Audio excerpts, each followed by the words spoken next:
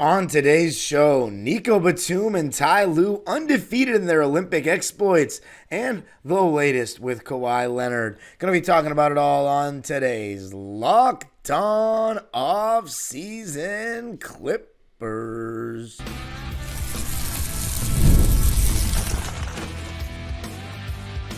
You are Locked On Clippers, your daily Los Angeles Clippers podcast, part of the Locked On Podcast Network. Your team every day. Yes, sir. You are locking in with the Clips. Thank you for making Locked On Clippers the first listen of your day. Your team every day. I'm your host, Darian Vaziri, born and raised in LA and about to enter my 20th season as a Clipper fan this fall. You can also follow me on Twitter and Instagram at DimeDropperPod and subscribe to my own YouTube channel, Dime Dropper, for even more LA Clipper, LA sports, and NBA content. And Locked On Clippers is free and available wherever you get your podcasts, including YouTube, where I want you to let me know what you think of the performances of Team USA, Nico Batum in France, in this Olympics. And I'm also going to be talking about Kawhi Leonard, a little latest update with him, and the Intuit Dome's team store that is about to open this weekend. And I'm also going to be talking a little bit more about the Intuit Dome. So let's get into the first thing. And I wanted to talk about, by the way, this episode is brought to you by FanDuel, America's #1 sportsbook. Go to FanDuel.com right now. Start making the most out of your summer, betting on baseball, betting on the Olympics. You already know how it goes. Now, let me tell you something. Nicolas Batum and France are undefeated. And I figured I would talk about Nico before a little bit of Team USA because he's the only Clipper player that's actually playing in the Olympics. I talked briefly about, not briefly, I talked a good amount actually about Nico's first game for France against Brazil and how spectacular he was and how he was doing all the little things that you remember him doing as a Clipper, defending on ball, defending off ball, keeping the ball in bounds with some nice saves, little nice passes on the fast break, great sequences of two-way play, big threes, stuff like that all just adds up. He ended up actually scoring 19 points, which was tied for the highest of any French player in that first game. Now, this second game against Japan was actually a really difficult one for France. I did not think it would be that way, but the shooting of Japan and the quickness of some of their guards caused France to go a little bit smaller with Wemby at the 5 and Gobert out, so they didn't actually have them on the floor together a lot. Nico, for the second consecutive game, played the most minutes of any French player. Last game he played the most. This game he played tied for the most with Wemby, 31 minutes. And remember, the FIBA game is 40 minutes, but this game also went to a 5-minute overtime. So there was 45 minutes to be played. As you can see, France wasn't playing too many guys too much, whereas Yuta Watanabe, for example, got 41 minutes for Japan. And that Hawkinson guy, if you watch the game, got 38 minutes for Japan. So they went the distance in terms of their starters playing certain minutes. Rui Hachimura was ejected from this game on a terrible call, trying to bring down Rudy Gobert. I thought FIBA was supposed to be more physical. I mean, look, it is more physical, but you're giving guys a flagrant for that and ejecting them for that. And it's funny because Rui Hachimura was having a great game. But Nico in this game was a lot quieter. And, that's the life of a spot-up shooter. There are some games where the ball just doesn't find you as much. He's not a guy that demands the ball. He's not a guy that's constantly in movement. He's a good, spontaneous off-ball mover, but at this age, he's not going to be constantly in movement. And he's not like a movement shooter like that, like crazy. You know what I mean? And you're usually going to have better shooters to run stuff for than Nico. But Nico is a very efficient catch-and-shoot guy. The thing about him is he's always going to play good defense, and he'll just move the ball quick. It's never going to stick in his hands, so he's never going to take away from anybody. He's always going to elevate. Now, in terms of towards the end of the game, though, that's when you started to see what Nico could do. Last possession of the game, guarding Kawamura, who was hitting 3 after 3 in this game for Japan, ended up making 6 threes.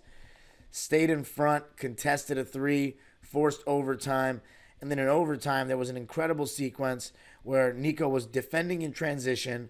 Textbook defense, ran under the hoop, getting ready to contest to make them shoot a floater, maybe a jump shot.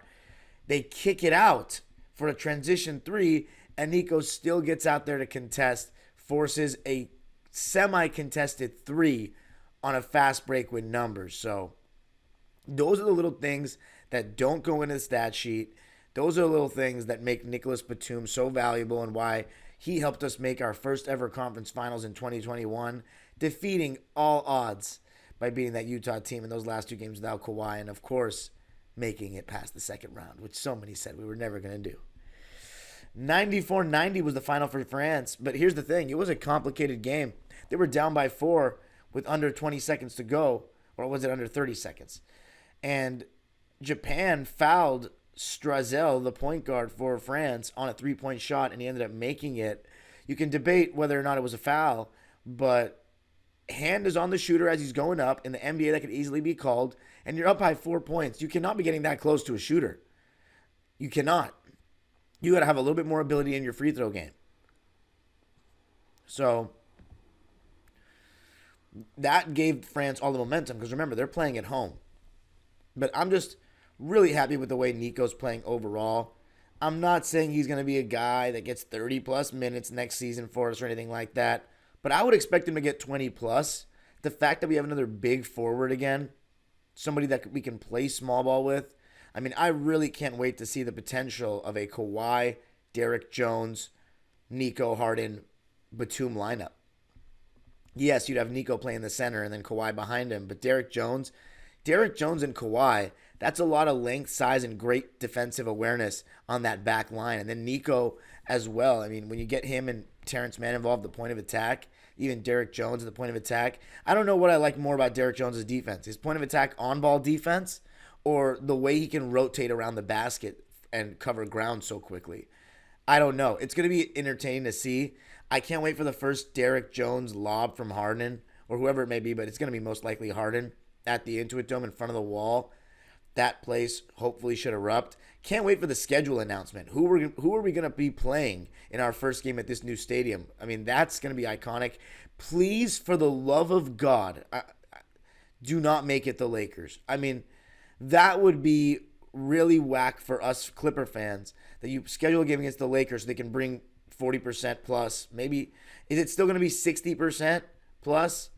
I mean, 50. Even if it's 50-50, that's not what we want. I hope the Clippers are a little smarter than that. Like, let's play against, like, the Utah Jazz or something. Portland, like last year. But anyway, Nicolas Batum is undefeated. In this game, his stat line isn't necessarily great. 5 points, 1 board, 1 assist, 2 blocks. The thing about Nico, no turnovers. So taking care of the ball, that's important. Sometimes you got to just not do things wrong. 2 for 7 from the field, 1 for 5 from 3. And that's the thing about Nico that I love, is that the worst thing that he'll do is just miss open threes. And in my opinion, missing open shots, if you take the right ones, that's the worst, that's the least bad thing you can do. Because sometimes the shot's just not going to fall. But the other things are more in your control. France is 2-0. Nico's averaging 12 points a game so far. We'll see how far they go. They're going to go to the quarterfinals. I'm pretty sure they're already qualified. But I just think it's just making me more confident that he's going to still play a solid role this season. And I'm excited to have him back. Should he start? I don't think so. He's a little old for that in the NBA. He should come off the bench. And I think he wants to come off the bench. And I think he'll have some good games and he'll have some quiet games. But overall, he's going to help the team. But coming up, Ty Lue coaching with Team USA and another familiar face from the Clippers with Team USA. Going to be talking about that coming up.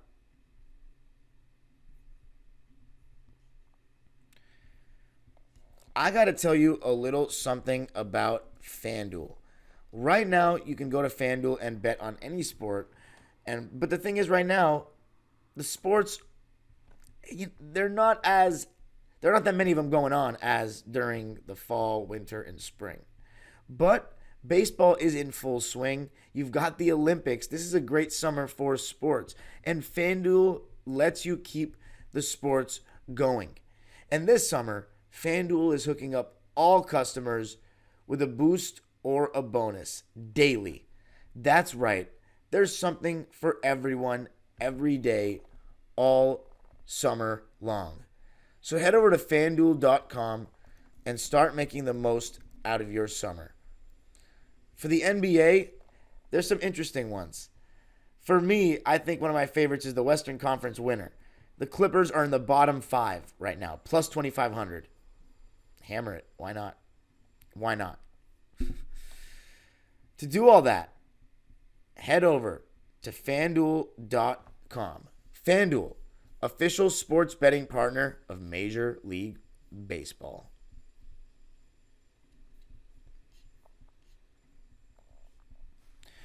All right. So before I continue, are you watching Fox Sports or ESPN on your TV all day? Have to turn down the volume with all that shouting? Make the switch to Locked On Sports today. A free 24/7 sports streaming channel programmed for you every day to bring you the biggest stories without all the screaming. Locked On Sports Today brings you can't-miss analysis, opinions, and news, streaming 24/7 on YouTube or the free Amazon Fire TV Channels app. Part of the Locked On Podcast Network. Your team every day. All right, so let's talk about Team USA for a sec. Team USA, who of course sent Kawhi Leonard home. They claimed it was a Clippers decision to pull him, but then Lawrence Frank said that we wanted Kawhi to play. That was a Team USA call. Grant Hill went up there on the microphone and said, I feel bad for Kawhi and stuff like that, even though he's making the call, which seemed very fake. Here's what I'll say. I'm happy that Kawhi Leonard got sent home because I didn't want him having any more chances of getting hurt. But something is definitely sounds fishy with Kawhi, and I think it has a lot to do with when he got into that lawsuit with Nike way back when with that claw logo of his. But I don't know why they would make... I mean, the thing is, that doesn't make much sense because they picked him in the first place. They sent him out to Vegas. So if it was... potentially that he might have to get load managed in the tournament or something like that, and Team USA didn't want to deal with that. That's a little concerning, but I'll talk about the latest on Kawhi in the next segment. I wanted to talk about Team USA because Ty Lue is coaching, so I wanted to, be a little critical, but not really that critical in terms of, negative, but just analyze the coaching staff and their decisions right now. And then I also want to mention, I see Jason Powell on the Team USA coaching staff. That's wild to me. So clearly he has some respect around the league that we're using him for Team USA. I'm honestly going to do a double take because I don't want to come out here and spread false information. Yeah, people are saying the same thing. Jason Powell is headed to the Paris Olympics as an athletic trainer. And this is posted by Cal Poly Pomona because he went to Cal Poly Pomona. That's wild. So, yeah, I'm not seeing double. I'm not just seeing things. He is at Team USA, which is interesting because Jason Powell, of course, is highly criticized by Clipper fans because he is the only remaining piece left over of the Sterling era. The thing about it is, I think people's distaste of Jason Powell is very misplaced because there's so many people that are involved in these medical and training staffs these days. Jason Powell is just a head athletic trainer. To blame Jason Powell solely for the injuries to our players is extremely ridiculous. I mean, here's what I will say. The fact of the matter is our players are always hurt. So the medical staff, the training staff, they're not producing results. But at the same time, we are investing in some injury-prone guys. Kawhi, Chris Paul was coming up, arthroscopic knee surgery. Or some kind of knee surgery. I don't know if it was exactly that. Yeah, I think it might have been. Blake Griffin, of course. Actually, no, Blake Griffin got injured with us. But Kawhi and Paul George, we know the deal with them. But Ty Lue, right? And, of course, Jeff Van Gundy on that USA staff. Team USA is 2-0, taking care of business. First game against Serbia was pretty good. I think, when you have a Steve Kerr team, you have emphasis on movement and off-ball guys that can shoot. Steph Curry and Devin Booker being those guys for them. And having the ball in LeBron's hands as the trigger man. Of course, Ty Lue and LeBron have that familiarity with one another. And it was a solid performance. It really changed when Kevin Durant and Anthony Edwards came in the game. And USA, I mean, the quality is just so high. We're going to beat... I don't see us losing a game, especially with this group of players. But the controversy was Jason Tatum and Tyrese Halliburton not playing at all. And again, it's a coaching staff. People blaming Steve Kerr solely are crazy. Ty Lue, Eric Spoelstra, all these guys get a say on these things. If you've ever been a part of a coaching staff, decisions are made as a team. It's just as much of a team as the players are. And, I mean, I think the decision to sit Jason Tatum had to do with, Serbia had Jokic. They wanted to go with more of a big-centric approach. Jason Tatum is a versatile player that can do a little bit of everything, but we have better guys at every specific thing. If you want guys that can get downhill, Anthony Edwards. You want guys that can move without the ball and shoot it quick, Devin Booker, Steph Curry. You want guys that have the ball in their hands. I mean, and Kevin Durant, you can add to that as well. Just in their hands, LeBron, Ant-Man. And it felt like Ant-Man in that second unit was kind of allowed to just get off. You know what I'm saying? Just to get busy and try to shake guys, get to the basket, and go ISO. But we won that one. And then the second game against South Sudan was actually a little bit tougher. They had more switchable length and size and speed and good athleticism. In that game, everybody but Joel Embiid played. And Joel Embiid, he's looked rough at the Olympics so far. Hopefully that continues into the season just because we're going to be on the hate watch train for Paul George. At least I'll be.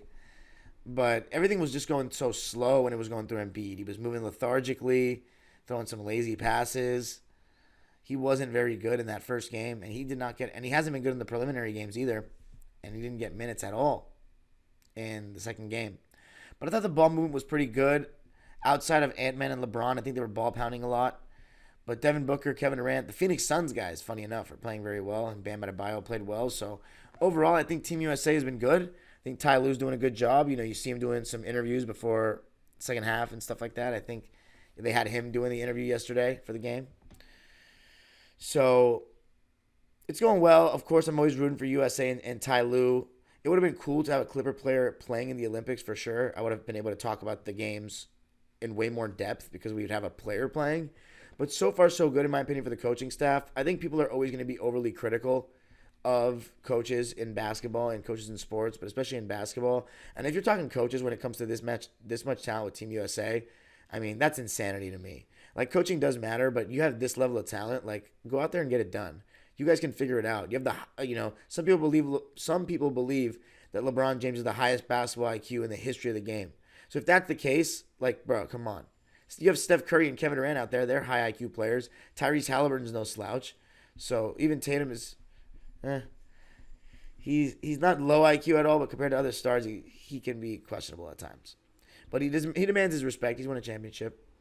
But anyway, Ty Lue and Nico are undefeated. That's the moral of the story, and I'm happy about that. Nicolas Batum having won games. Ty Lue doing well. But coming up, the latest on Kawhi Leonard and the Intuit Dome.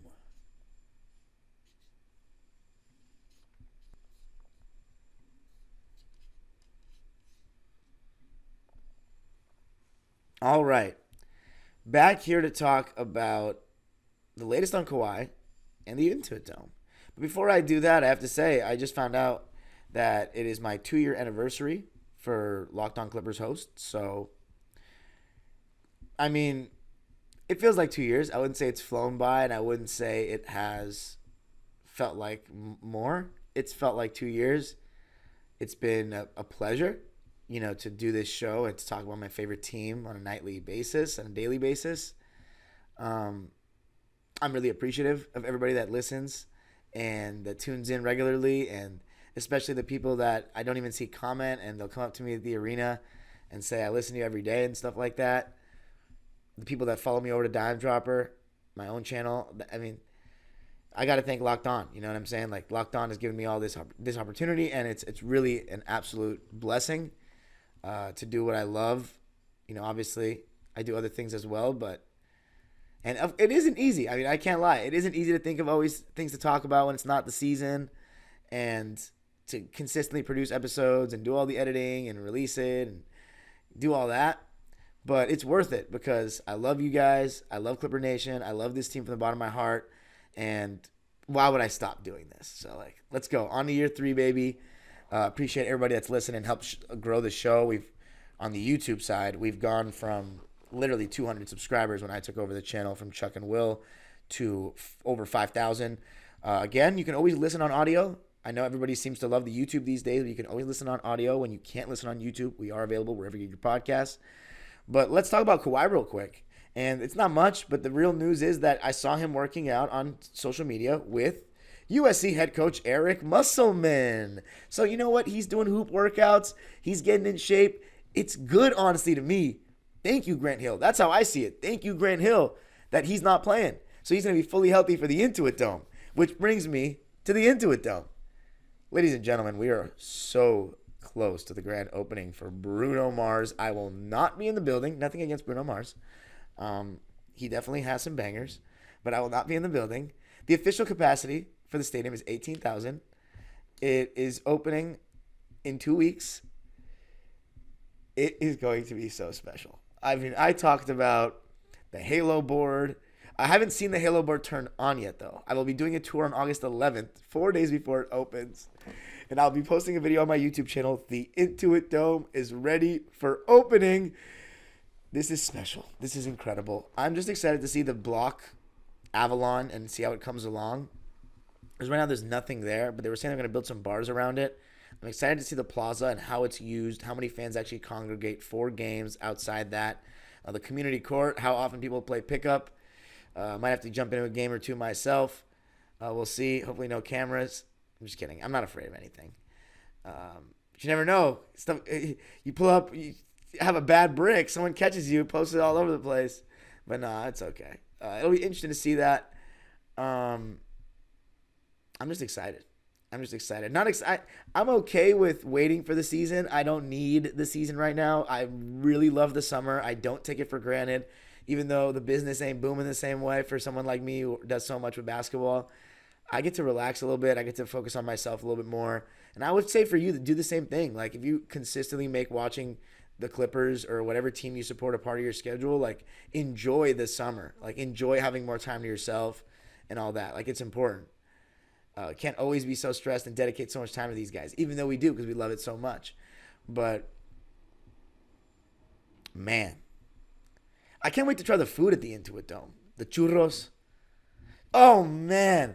Whatever happened to Built Bar? I remember doing the ad. Remember I used to do the ads for Built Bar, and you guys used to comment that I used to roll the R's like crazy in the ad. Churro. Let me see those churros at the Intuit Dome, man. I don't need those doughy ballpark churros.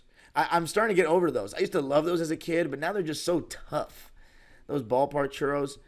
But the Halo board is something I'm looking forward to. The wall looks incredible. I'm just seeing like videos. You saw Lou Williams and Jamal Crawford and Cam Christie, just a couple guys I mentioned, posting videos on their socials of the Intuit Dome looking fully completed. And like, it's just insane to me as somebody who's only witnessed the Staples Center as the only pro sports arena for basketball in LA, that we have 2 arenas now. And like, I'm looking at the Intuit Dome, and it's a different look than Staples Center, but it's still an NBA arena. And it just looks so freaking beautiful, man. Like, I might actually shed a tear right now. Like, it's insane. This is our own arena, our baby, a cathedral of basketball. It will be. Jerseys to me, it should have only been Southern California jerseys across the stadium, but whatever. We'll give Northern California their shine for now. I'm very us against the world mentality, so it should have been Southern California only for me, but it is what it is. I am not in any rush to see my own high school's jersey because I have a little bit of resentment towards my high school, but it'll be interesting to see it. I can't wait for that. One thing I'm also excited for is the kind of grab and go. They call it pick and roll because you pick what you get and then you roll out of there. The tap with your card and go get something and just walk out. Someone's saying you can do that for the team store, which brings me to the team store. This weekend is the official grand opening of the team store, the Clips shop, the flagship. And apparently there's a couple of Clips shops around the stadium, but the flagship store is going to be the biggest store. I don't know if it's the biggest in the NBA. I saw one article that said it might be, but I'll wait to hear more information on that. But you can customize your own jersey right then and there, like a lot of soccer stadiums have, where you can just... It's crazy the influence of European soccer and the NBA these days. The in-season tournament, stuff like this, we print... I mean, I don't think the NBA... The Clippers are the only team that you can print whatever name of any player you want and your own name on your jersey at the shop. I think that's something that some teams have adopted for a while. But I know in European soccer, I know they do that for sure. I've seen that. I can't wait to get my new jersey. Like, I've been waiting for a rebrand for so long. I hate our old logo. Like, I like the original imitation Laker logo that people call it. Everyone knows what I'm talking about. But then that Dojo logo we got for the 2015-16 season, because that almost felt like Ballmer wants a rebrand away from Sterling. And no offense to Steve, who I love, that logo was absolute trash, garbage. People think this sailboat one's kind of weak, but I just like that it's better than that one. And the jerseys are what I'm most looking forward to. I like the LA. I'll get some of the LA merch. Maybe I got to get a new hat. Because look, I got this one right here. I got two, actually. I might do a giveaway. But I have this one right here. If you're watching on video, you can see it's just like, I hate this logo. It's garbage. I'm going to give that hat away. But yeah, I got to get some new merch. But the jerseys are what I'm most looking forward to. I mean, our jerseys are absolutely sexy. The cursive is back. The red is back. I need us to make the playoffs this year so we can have a sea of red yet again. Maybe that'll bring the crowd back and give us a kick up the ass. Plus, the stadium. I mean, I just can't wait to hear the decibels, the noise. This is a basketball stadium, not a hockey arena. And I love that hockey arena. It'll always hold a special place in my heart. My Kings play there. My Sparks play there. And I do like going to Laker games as a basketball fan at times. But even though it's the most overpriced ticket in basketball, and we are the best deal in basketball, which is part of why I'm a fan of the Clips, it's special. But the Intuit Dome is going to be even more special for a basketball lover like myself. I'm getting a white Zubats jersey, and I'm getting a blue Batum jersey. The red jersey, I really want it. I don't love that the color of the Los Angeles on it. I wish it was all one uniform color. But the color of the red is beautiful. I don't know who I'm going to get. I don't get any repeat players, so I already have Kawhi, Terrence. Harden's not my cup of tea, so I'm not getting him. I said I would get a James Harden jersey if we make the finals with him. But other than that, it's not my cup of tea. No offense to any Harden fans or James Harden himself. Derek Jones, like, I love Norman Powell, but I don't know if I'd get his jersey. I loved him for UCLA. I still love him now. But he might just get traded, though. So, like, I'm not all in on that. Derek Jones, like, I like him, but he's got to do a little more as a player of that caliber. I used to only get, like, star players' jerseys. Like, I'll tell you whose jerseys I have for the Clippers. It's not a long list. My first was Elton Brand, who was our best player. I didn't come another jersey for 6 years. CP3 after that, right? Our best player. I got it in 2011. I got in literally a couple weeks into the Lob City's first season, 2011-12. I didn't cop another jersey for legitimately 8 years. And then, oh no, I'm sorry. I got it wrong. I copped a Baron Davis jersey right when we got him in 08, in the summer of 08. So that was my second Clipper jersey, was Baron Davis. It's too small for me now. But again, our best player that we were getting, our marquee signing, then CP3 3 years later. So that was my third. And then after that, I waited 8 years. And then I copped Montrezl Harrell, cheap jersey off DH Gate. And I just loved Montrezl. That was my first, like, role player jersey, but I loved him. He worked so hard. And then Kawhi, the second we got him, I was like, oh my God, we got Kawhi Leonard. I still have that jersey and wear it to the games. And then the other ones I've gotten since, I never got a Paul George jersey, which I was pretty regretful of. And I would have, that third spot I was going to say for my red jersey, it would have been Paul George. But I did not go for it yet because, well, I couldn't technically, but I wanted to see if he'd stay on the team. I'm not going to get the Zubats one till I see him play a game. I'm going to get the Nico Batum one first because I know he's going to play a game in that jersey because Zubats is not going anywhere, but you never know. Nico just got here again, so yeah. he's gonna play a game in that jersey. Let me think. So those are 5 jerseys I had, and then I have a Terrence Mann jersey now and a Westbrook jersey. So, but my Westbrook one is also was a gift, and I believe it's DHgate as well. But yeah, so I have 7 Clipper jerseys. One of them, Baron Davis, doesn't fit anymore. You know, a jersey I should have gotten. I should have gotten the 2022 City Edition. I should have a Blake Griffin jersey too. But that 2022 City Edition, the old tribute to the San Diego, man, I could have gotten like Reggie. Reggie would have been good. But anyways, that's it for me in this one, y'all. Clipper Nation, appreciate you. New month of August, by the way. We're only doing 3 episodes a week this month. This is my second episode of the week. You'll get one more on Friday. Haven't thought about what I'm going to talk about yet, but I have some ideas. Thank you for making Locked On Clippers your first listen of the day. For your second listen, enjoy the Locked On NBA podcast. There's no offseason in the NBA, and Locked On NBA provides daily basketball analysis from national and local experts in 30 minutes or less. No one keeps you as informed and entertained as Locked On NBA. Available on YouTube or wherever you get your podcasts. Part of the Locked On Podcast Network. Your team every day. You can follow me on Twitter and Instagram at DimeDropperPod. Subscribe to my own YouTube channel, Dime Dropper, for even more LA Clipper, LA Sports, and NBA content. And Locked On Clippers is free and available wherever you get your podcasts, including YouTube. Make sure you subscribe, hit the notification bell so you get us closer to 6K subscribers. The age-old proverb continues, go Clippers.